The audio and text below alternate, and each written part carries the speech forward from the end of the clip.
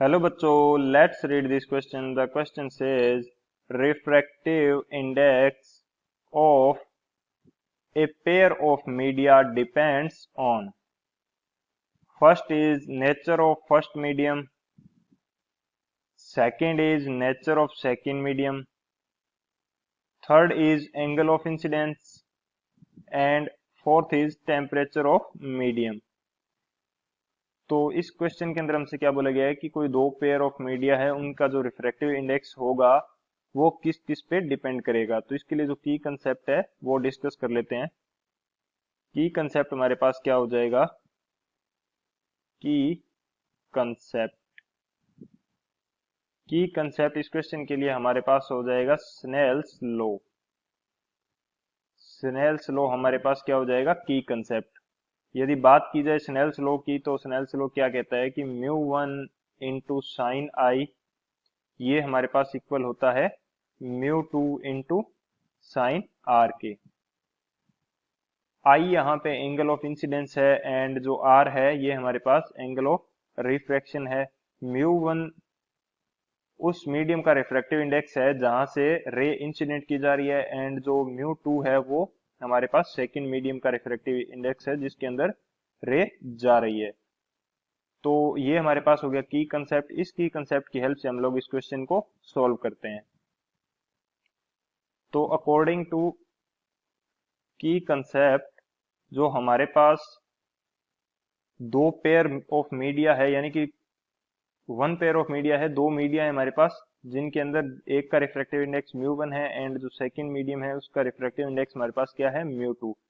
तो यदि मैं बात करूं इसकी कंसेप्ट से, sine I divided by sine R, इसकी वैल्यू क्या आ जाएगी हमारे पास? यदि मैं देखना चाहूं तो sine I divided by sine R, इसकी वैल्यू हमारे पास क्या आ जाएगी? ये वैल्यू हमारे पास आ जाएगी mu two divided by mu one के इक्वल। अब mu two divided by mu one हमारे पास क्या है? Refractive index of medium second with respect to medium first. तो यानी कि ये इन दोनों जो हमारे पास दोनों मीडियम है उनके पेयर के लिए रिफ्रैक्टिव इंडेक्स हो जाएगा म्यू टू वन। तो अब बात करें कि जो म्यू टू वन है वो डिपेंड किसके ऊपर कर रहा है। पहले मैं इससे पहले एक बात कर लेता हूं कि जो हमारे पास according to Snell's law mu two divided by mu one आता है, इसकी वैल्यू हमेशा क्या रहती है? कांस्टेंट रहती है। ये वैल्यू क्या रहेगी? कांस्टेंट। कांस्टेंट इस प्रकार से रहेगी कि ये अदर देन म्यू किसी अन्य angle of incidence, angle of refraction, इनके ऊपर डिपेंड नहीं करेगी। ये या तो डिपेंड करेगी refractive indexes of both medium या करेगी ये टेम्परेचर पे।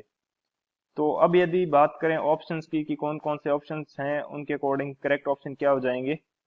तो refractive index of a pair of media depends on first option is nature of first medium. Correct है बिल्कुल, क्योंकि mu two divided by mu one है। यदि म्यू वन को चेंज किया जाए तो उसके अकॉर्डिंग म्यू टू को चेंज होना पड़ेगा ताकि वैल्यू क्या रहे? कांस्टेंट रेस के। तो ये नेचर ऑफ फर्स्ट मीडियम इसके ऊपर डिपेंड करेगा। तो ये हमारे पास ये ऑप्शन क्या हो जाएगा? करेक्ट। यदि बात करें second option nature of second medium, तो ये भी हमारे पास करेक्ट हो जाएगा, क्योंकि यदि म्यू टू नेचर चेंज करेंगे तो हमारे पास रिफ्रैक्टिव इंडेक्स चेंज होगा, एंड यदि म्यू टू चेंज करेंगे तो उसके अकॉर्डिंग म्यू वन को भी चेंज होना पड़ेगा ताकि पूरी वैल्यू क्या रह सके? कांस्टेंट रह सके। सो बी भी हमारे पास करेक्ट हो जाएगा। सी हमारे पास क्या है? Angle of incidence. तो अकॉर्डिंग टू की कंसेप्ट हमने देखा है कि जो हमारे पास एंगल ऑफ इंसिडेंस का इसके अंदर कोई रोल नहीं है, क्योंकि ये रिफ्रैक्टिव इंडेक्सेस का रेशियो है। म्यू टू वन क्या है? रिफ्रैक्टिव इंडेक्सेस का रेशियो है। तो ये एंगल ऑफ इंसिडेंस पे डिपेंड नहीं करेगा। तो हमारे पास जो थर्ड ऑप्शन है ये क्या हो जाएगा? इनकरेक्ट। एंड फोर्थ ऑप्शन क्या गिवन है? Temperature of medium.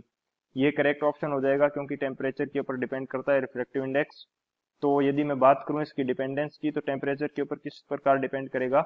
तो mu is inversely proportional to the temperature.